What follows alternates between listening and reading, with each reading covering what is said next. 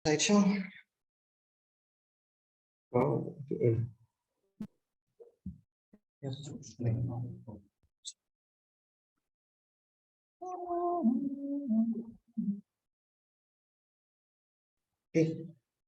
Oke, baik.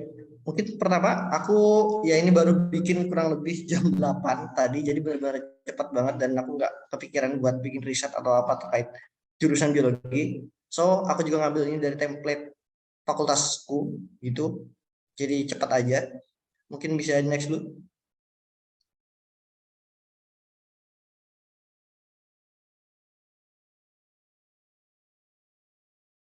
Oke, suara mas nggak ya? Bisa suara mas nggak ya? Masuk, Kak, masuk. Oke, mungkin bisa next.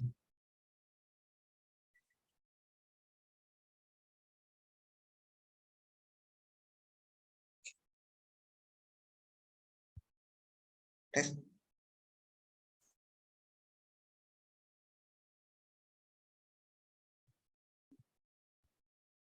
Oh, bisa di next dulu mungkin. Baik, overview di sini aku bakal ngebawain tiga bahasan. Yang pertama tentang jurusan atau fakultasnya. Jadi sebenarnya biologi ini agak sedikit komplikatif soal jurusan atau fakultas. Terus juga kelewatan. Bisa balik lagi.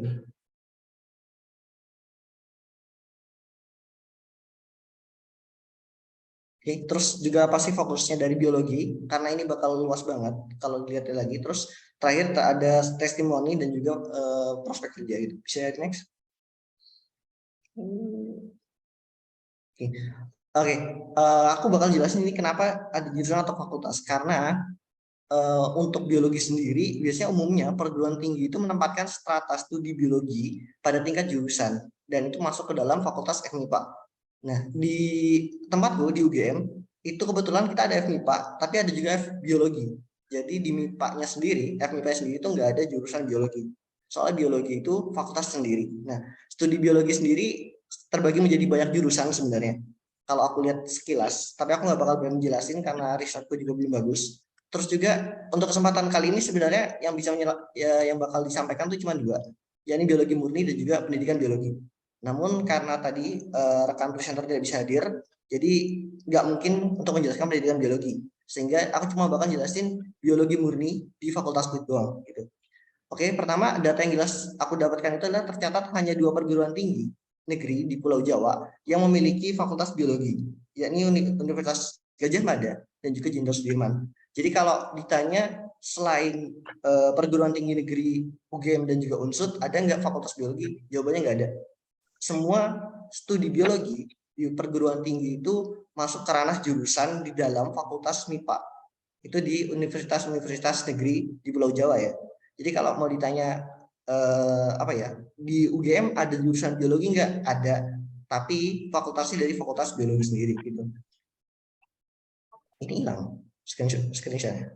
Saya screen.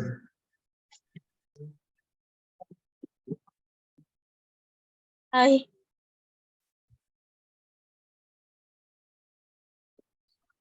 Hilang ya?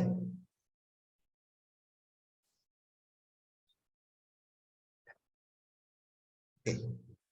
Bentar, masih loading. Oke. Jadi kalau kenapa dua fakultas ini memiliki biologi yang setingkat fakultas bukan setingkat jurusan, itu karena pertama biologi sendiri itu di UGM itu diusulkan oleh waktu itu fakultas kedokteran sama fakultas pertanian.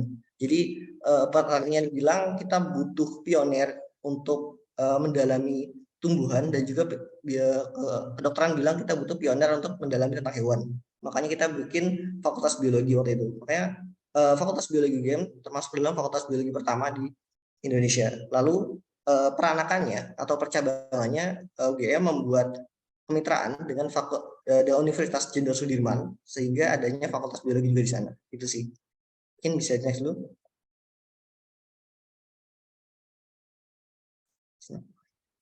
Kayak apa sih fokusnya? pertama aku bakal bilang banget ini bukan berita yang bagus, cuman kita lihat dulu sini. Studi biologi sendiri mengacu pada pendalaman ilmu-ilmu dasar terkait makhluk hidup beserta tempat hidupnya. Oke. Jadi apapun yang mengacu pada makhluk hidup beserta tempat hidupnya itu adalah biologi. Nah, di sini di sebelah kiri bawah ada beberapa mata kuliah atau sebenarnya ini adalah cabang dari ilmu biologi, yaitu ada sistematika, anatomi, fisiologi. Nah, tiga ini sebenarnya bisa dibagi lagi menjadi tiga. Jadi udah ada tiga, kita bagi lagi jadi tiga. Itu ada sistematika buat tumbuhan, ada buat hewan, dan ada mikrobia. Bahasanya apa sih sistematika? Sederhananya gini, kalau kalian tahu semasa SMP atau mungkin diulang lagi di SMA, buat kalian yang memang mengikuti, itu kalian akan tahu ada klasifikasi atau kayak sistem kingdom, spesies, ordo, familia. Nah itu membahas itu sistematika, baik pada tumbuhan, hewan ataupun mikrobia. Seperti itu untuk sistematika. Sedangkan anatomi ini membahas tentang struktur tubuh bagian dalam. Ya, sebenarnya aku lupa cantumin ada morfologi. Nah, anatomi juga dibagi jadi tiga lagi. Ada dua, tumbuhan, hewan, dan mikrobia. Terus belajar ke fisiologi. Apa bedanya fisiologi dengan anatomi? Fisiologi ini mendasari fungsi-fungsi dari organ bagian tubuh dari makhluk hidup. Seperti itu. Balik lagi, ini ada di tumbuhan, hewan, maupun mikrobia. Mikrobia itu ya bakteri, virus, dan segala macam. Jadi kita membahas itu satu persatu. Gitu. Terus ada lagi pembagiannya, di sini ada botani dan zoologi. Botani itu membahas tentang segala macam bentuk tetek bengeknya si tumbuhan, sedangkan zoologi itu tentang hewan. Terus ada lagi, sebenarnya satu lagi ada mikrobiologi, yaitu bahas tentang mikrobia. Sederhananya memang biologi kan cuma bahas tiga hal, antara mikrobia, hewan, dan juga tumbuhan. Satu lagi nanti akan membahas tentang ekologi atau tentang lingkungannya. Nah, terus juga ini ada cabangnya lagi zoologi itu. Zoologi punya cabang lagi, aku nggak taruh di sini karena bakal banyak banget. Mungkin akan aku sebutin tiga. Ada ornitologi atau yang membahas tentang burung. Ada lagi yang membahas tentang hewan melata dan amfibi, yakni herpetologi. Lalu ada juga yang membahas tentang serangga atau entomologi. Dan itu semuanya terfasilitasi bisa dibilang di Fakultas Biologi. Gitu. Ada di UGM dan juga Unsur seharusnya. Gitu. Terus juga di sini ada evolusi dan genetika, itu harus jadi spasi sih.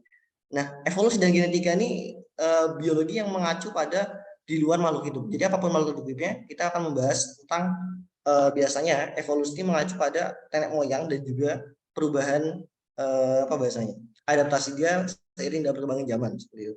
Genetika, mungkin genetika itu semua udah tahu. Genetika ini tentang keturunan. Genetika ini versi light-nya, versi sederhananya evolusi seperti itu. Ekologi ya tadi udah aku sindir sedikit. Ekologi ini mengacu ke arah lingkungan dan juga makhluk hidup yang ada di dalamnya. Sebenarnya mirip-mirip sama jurusan yang udah dijelasin tadi sama Adib, itu ilmu lingkungan. Kebetulan ilmu lingkungan sendiri ada mata kuliahnya di tempatku. Dan itu emang jadi bridging atau open mata kuliah buat ke arah ekologi. Terus ada juga paleontologi. Paleontologi ini mirip-mirip dengan evolusi. Bedanya adalah evolusi sendiri itu dia teori, biasanya hanya berkisar pada teoris, dan paleontologi adalah ilmu lapangannya seperti itu. Misalkan kita belajar tentang fosilnya atau tentang substratnya. Terus ada juga beberapa ilmu lain yang sebenarnya ini bukan ilmu dasarnya, bukan ilmu biologi, tapi dia bisa disandingkan. Contohnya adalah bioentrepreneurship, biasanya ini mengacu ke bisnis. Terus ada biomaterial, sama ini juga bisnis, tapi lebih mengacu ke teknik karena ini membahas tentang bahan-bahan yang mungkin dihasilkan dari makhluk organik seperti itu. Terus ada biomarine atau biologi laut, lalu ada biomolekular. Sebenarnya ada satu bahasan tadi sebelumnya karena mata kuliah jurusan sebelumnya adalah statistika ya. Jadi ada biostatistika sebenarnya. Dan itu sebenarnya statistik yang pakai sampelnya biologi, sederhananya seperti itu. Contoh beberapa soal yang ada waktu itu dipelajari dalam biostatistika adalah contohnya kayak kita ngitung berapa sebaran data dari panjang daun. Agak gabut tapi ya bener itu dihitung. Jadi ada satu tanaman, kita lihat berapa panjang daunnya, kita hitung apakah sesuai dengan teori yang ada atau belum gitu. Atau biasanya kita juga ngukur jumlah populasi, berapa kenampakan populasi yang ada. Misalkan populasi orang yang tinggi sekian, orang yang pendek sekian, orang yang berkulit hitam sekian, orang berkulit putih sekian gitu. Jadi sebenarnya ya salah satu tadi udah sampaikan juga di statistika banyak apa ya bahasanya, banyak praktik-praktik statistika yang dilakukan di jurusan lain. Terus juga ada beberapa di ujung kanan atas ini beberapa jurusan lain yang sebenarnya adalah bukan cabang ya, tapi memiliki dasar-dasar biologi. Antara yang lain adalah ada kedokteran, perikanan, farmasi, peternakan, pertanian, kehutanan, ilmu lingkungan yang tadi karena aku juga baru tahu ada jurusan ilmu lingkungan, terus juga ada gizi kesehatan. Nah, di UGM sendiri ya, beberapa fakultas, ini ada fakultas semua, ada fakultas peternakan ada, perikanan ada, farmasi ada, kehutanan ada, pertanian ada, dan biasanya anak biologi itu ini ya, agak sedikit bersinggungan dengan mereka. Dalam artian bahasan dan juga materi yang dibawakan, biasanya anak peternakan tuh ada yang ke fakultas biologi pelajarannya. Karena numpang belajar. Artinya apa ya, pembawaan biologi itu di UGM sendiri biasanya mengacu ke fakultasnya sendiri. Jadi ya sekalipun ada fakultas perikanan, mereka belajar biologi tetap ke fakultas biologi, tidak di fakultas sendiri. Gitu sih. Mungkin bisa di next. Oke, sebuah testimoni. Jadi ini sebenarnya cerita pribadi ya yang aku alami selama di biologi. Nah, untuk materinya sendiri aku akui karena ini salah satu fakultas, oke, siap.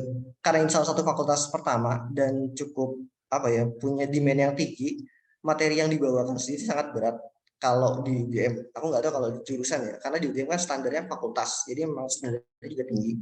Terus juga untuk tugas dan laporan eh, cukup berat karena aku nggak tahu ya dari tadi ada berapa per minggu cuman laporan yang aku lakukan sendiri dan praktikum di Fakultas Biologi ini minimal 4 per minggu. Jadi ada 4 matkul dan 4 laporan yang harus digarap. Well, biologi rasa teknik bisa dibilang.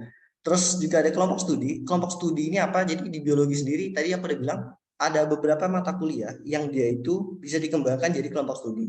Contohnya misalkan kau fokus ke ornitologi atau ilmu tentang burung. Ada kelompok studi, ada kelompok mahasiswa yang pelajari fokus tentang burung. Dan itu bisa jadi wadah kamu buat ngembangin diri kamu. Gitu. Terus terakhir ada pengabdian masyarakat. Sebenarnya ini lebih ke arah program fakultas dan universitas. Kalau menurut ini mungkin nggak bisa dibahas malam ini. Bisa di next? Oke. Oh, ya untuk prospek kerja ini sama sebenarnya prospek kerja dari ilmu-ilmu murni itu nggak ada bedanya ya. Kalau nggak dosen, guru, konsultan ya pengembang bahan ajar. Ini aku ambil dari PPT lain juga. Oke, untuk dosen sendiri ya biologi enaknya kayak tadi aku bilang dosen biologi ini dia bisa lari ke fakultas manapun yang punya dasar biologi. Ke pertanian bisa, ke perikanan bisa, ke peternakan juga bisa. Bahkan ke FKH pun ada dosenku itu dia ke FKH walaupun dia sebenarnya titelnya biologi. Untuk guru jelas walaupun ya kalau nggak salah aturan dari sekarang guru negeri dari PNS atau aparatur sipil negara tuh nggak bisa diambil dari keilmuan murni. Jadi harus ada sekolah dulu. Konsultan, contoh konsultan yang jelas di sini adalah konsultan dalam ilmu genetika. Biasanya tentang pengaturan, bukan pengaturan ya, konsultasi soal keturunan seperti itu. Terus juga pengembangan aja sama ini lebih ke artis tim kurikulum. Terus lanjut ke peneliti, ini ada beberapa pekerjaan yang mungkin bisa diambil ini laporan. Jadi kalau kalian tahu sebenarnya banyak apa ya rumah sakit yang ada di Indonesia laborannya atau petugas labnya itu bukan dari FKKMK tapi berasal dari biologi atau farmasi gitu. Jadi cukup banyak juga dari farmasi, menurutku cukup menjanjikan dan aku sendiri sudah pernah ditawari magang buat di salah satu rumah sakit punya game. Terus ada quality control, biasanya ini tugasnya ini sih lebih mengacu kepada ngejaga kontrol buat si apa bahasanya ya, kualitas produk yang ditawarkan oleh suatu perusahaan seperti itu. Surveyor ini mirip kayak research and development. Bedanya surveyor ini lebih mengacu ke arah kalau kalian tahu penelitian di lapangan itu cukup banyak, apalagi dari biologi. Kayak memantau populasi itu butuh yang namanya surveyor atau orang-orang yang ada di lapangan dan itu bukan sembarang orang, tapi orang yang punya dasar-dasar ilmu lapangan seperti itu. Mungkin bisa ini.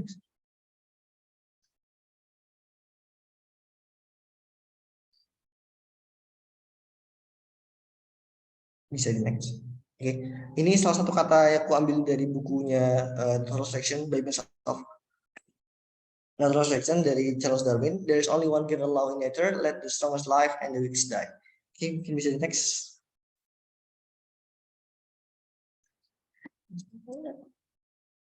Oke, dari aku mungkin itu aja mungkin. Ini Q&A di akhir atau sekarang ya? Sekarang bisa. Sekarang oke, boleh. Silakan kalau misalkan dari Q&A. Nah, ada yang langsung nanya nih Kak. Bacain ya. Kak, dalam jurusan biologi, apakah prodi paleontologi berhubungan erat dengan jurusan perminyakan? Mohon penjelasannya Kak. Oke, untuk paleontologi sendiri sebenarnya kebagi lagi jadi dua. Ada paleozoologi sama paleobotanologi. Jadi ya kalau ditanya apakah berhubungan erat dengan perminyakan? Iya, ada hubungan erat dengan perminyakan. Cuman fokusnya itu sendiri biasanya ya kita mengacu ke arah evolusinya gitu paleontologi, bukan di minyaknya, bukan di hasilnya gitu. Jadi lebih ke arah kita nyusurin ancestornya. Kalau bisa dibilang ya perminyakan mungkin ya, tapi itu sebagai dampak dari adanya evolusi dan adaptasi gitu. Sebagai dampak dari tertimbunnya fosil, sebagai dampak dari apa bahasa hubungan antara mikroorganisme dengan fosil-fosil yang ada gitu. Itu nggak terlalu berfokus di situ sih paleontologi itu. Cuman ada bahasan tentu ada. Terus kenapa milih biologi Kak? Kenapa milih biologi? Aku pribadi karena aku udah 6 tahun di HK juga, aku kebetulan anak HK 2, bukan Jampar, jadi aku emang anak lama di biologi, di HK 6 tahun, dan aku termasuk salah satu anak SC biologi dari dulu, dan emang udah minat. Itu kenapa aku milih biologi. Terus lagi nih Kak, di jurusan biologi ada studi khusus kultur jaringan tumbuhan nggak? Kalau ada bedanya apa sama pemulihan tanaman di agroteknologi? Oke. Ada kelompok studi BioSC namanya. BioSC ini adalah Bio Orchid Study Club dan itu membahas tentang orchid atau anggrek. Nah, mereka ini nggak bahas soal anggrek doang. Bisa jadi mereka juga bahas tentang beberapa tanaman-tanaman yang mungkin jadi indukannya anggrek. Nah, terus juga sebenarnya kalau untuk kultur jaringan tumbuhan itu ada mata kuliah pilihan namanya. Mungkin kalian belum tahu konsep mata kuliah atau SKS, tapi intinya ada mata kuliah membahas tentang kultur jaringan tumbuhan. Terkhususnya di UGM, penelitian terkait ini ada cukup maju sih, karena punya lab sendiri. Terus juga misalnya ini ada lagi kalau ada bedanya dengan pemulihan tanaman di agroteknologi. Oke, apa bedanya agroteknologi dengan kultur jaringan tumbuhan? Nah, ini lebih ke arah terapan dan juga ilmu dasar pertama kalau yang aku lihat menurut sepemahamanku ya, karena agroteknologi ini mengarah ke pertanian, sedangkan kultur jaringan tumbuhan ini biologi. Nah, kultur jaringan tumbuhan biasanya yang kita bahas itu gimana kita mengkultur, gimana teknik yang cocok untuk mengkultur dan hasil yang dimiliki itu harus bagus gitu loh. Sedangkan agroteknologi ini lebih ke arah terapannya. Oh, kita udah dapat materi dasarnya nih dari kultur jaringan tumbuhan, tinggal kita terapin di agroteknologi. Jadi ibaratnya kultur jaringan tumbuhan ini bikin mekanismenya yang cocok kayak gimana sih, bikin sistemnya yang cocok gimana sih. Nah, setelah jadi beberapa sistem yang ada, agroteknologi itu membahas tentang sistem mana yang cocok untuk daerah tersebut. Misalkan, oh daerahnya begini, kita pakai sistem yang gini, gitu loh. Tapi mereka nggak akan membahas tentang sistemnya harus begini nih, yang sesuai gini, karena mereka udah menerima itu dari ilmu dasarnya di biologi. Mungkin itu sih jawabanku untuk agroteknologi. Terus juga Kak ada prodi yang berkaitan dengan bioteknologi nggak? Ada. Khususnya kalau di Fakultas Biologi ini kita punya satu peminatan dan itu peminatannya sebenarnya 3. Salah satu peminatnya ada bioteknologi dan juga biokimia. Kebetulan kalau kalian tertarik, karena kebetulan UGM ini bukan universitas yang laku di Husnul karena dikit banget, anehnya dikit ya. Semoga laris lah tahun depan. Bioteknologi sendiri di UGM kalau kalian tertarik atau kamu tertarik bisa join karena kita punya 2 lab sendiri buat bioteknologi dan itu udah standar nasional. Terus Kak kalau Fakultas Biologi nanti gelarnya apa? Nah ini menarik. Fakultas Biologi sendiri sebenarnya dulu sarjana biologi, S-Bio. Tapi karena sekarang sudah diselaraskan, jadi meskipun kita lulus dari Fakultas Biologi, gelarnya SSI atau sama kayak di FMIPA gitu, sarjana sains gitu untuk gelarnya. Terus juga ada fitopatologi UGM, maksudnya Fakultas Biologi Kak atau pertanian. Oke. Fitopatologi UGM sebenarnya ini bukan, kalau tahu nanyanya jurusan, ini nggak ada di biologi. Jadi nggak tahu aku ini yang kau maksud nih jurusan fitopatologi atau mata kuliah fitopatologi. Pertama, kalau di Fakultas Biologi UGM itu cuma ada satu jurusan biologi satu. Jadi fakultasnya satu, jurusannya satu, peminatnya 3. Gitu. Ya. Kenapa dibuat demikian ya? Karena dia lebih menyeluruh gitu. Jadi dibebaskan kepada setiap mahasiswa untuk memilih maunya kayak gimana gitu. Tapi kalau untuk pelajaran atau mata kuliah fitopatologi sendiri ada di Fakultas Biologi UGM, tentunya dengan prasyarat tertentu. Misalkan kamu ya harus sudah belajar sistematika mikrobia, harus sudah belajar tentang anatomi mikrobia, atau tadi sama satu lagi morfologinya, sama juga ada fisiologinya gitu. Baru bisa join atau baru bisa masuk ke ilmu fitopatologi gitu sih. Mungkin itu aja. Ada yang nanya sebenarnya, bio seru nggak kak? Bio seru kalau nggak di UGM, mungkin gitu sih. Karena kalau di UGM aku cukup terkuras banyak tenaga karena itu tadi tuntutannya cukup banyak. Ya praktikumku ada 4 per minggu dan ada 4 laporan yang harus dikumpulkan per minggu, which is 4 dari 7 hari, istirahatku cuma 3 hari gitu sih. Wow, Oke. mantap. Wah, terima kasih buat Kak Tera yang sudah memaparkan materi tentang biologi. Nah, mungkin yang masih ada pertanyaan bisa disampaikan di akhir. Nah, sekarang lanjut ke fakultas selanjutnya, yaitu ada